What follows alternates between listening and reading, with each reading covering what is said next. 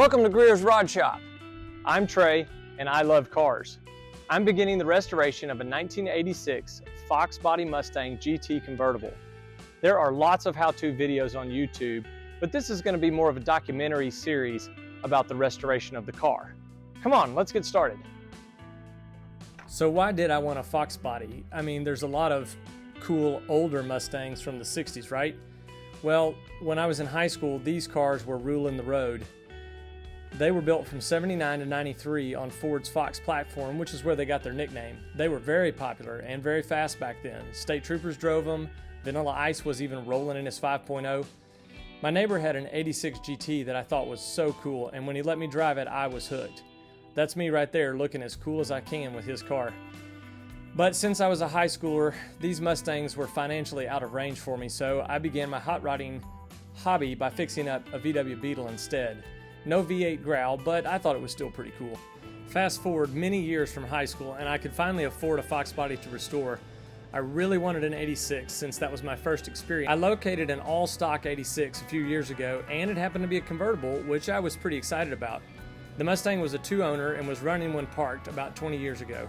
The owners kept it covered and dry as best they could while hoping to drive it again, but they finally decided to sell it. We struck up a deal and I was homeward bound with my new Fox.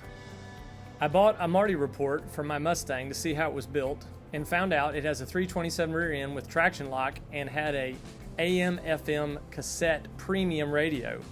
Maybe I can find my old Duran Duran tapes.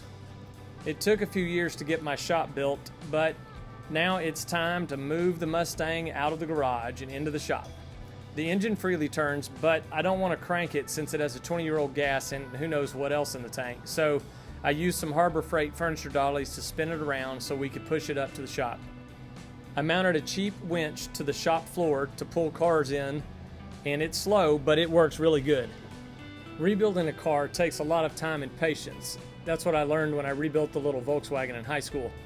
There's some things I had to think about before starting this project.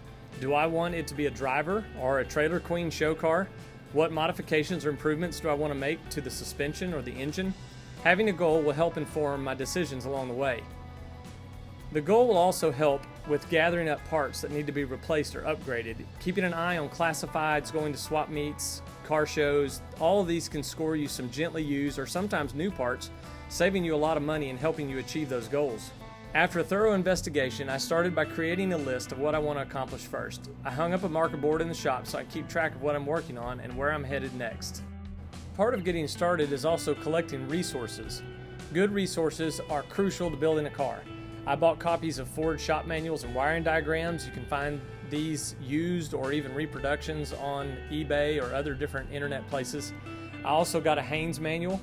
I also bought some informational books that give factory build specs for my model year and a few books about modifying and upgrading Foxbodies. I also found a parts diagram book for 79 through 93 Mustangs, which will come in handy for identifying parts after I remove them from the car.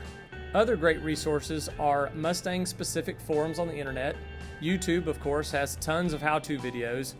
Also, sometimes parts suppliers such as LMR.com have many great videos on how to install the products they sell. Create lots of bookmarks on your computer for these places and lots of sticky notes in your manuals and how-to books. I think I'm going to need a lot of storage, so I bought several different size containers for putting parts in. I also bought different size Ziploc bags to put all the little small parts in. Don't forget to label all these parts. It could take a while to restore my Mustang, so labeling parts accurately is important to remember where and how they go back together. Don't trust your memory. Also, I'm not throwing anything away until I have the new parts in hand and ready to reinstall. Parts may not be available when I'm ready and I may have to restore some of the things I already have. I also bought some blue and green painter's tape and a pack of markers so I can label wires and hoses and other parts as I go. One other thing, join a local car club if you have one available. I joined the Mustangs of East Texas and the East Texas Foxbody Club, where I have met people that have much more experience than I do restoring cars. They are fun people to hang out with and they love cars as much as I do. I think I have everything ready. It's time to get the tools out and start tearing the Mustang down. Who knows what we'll discover along the way.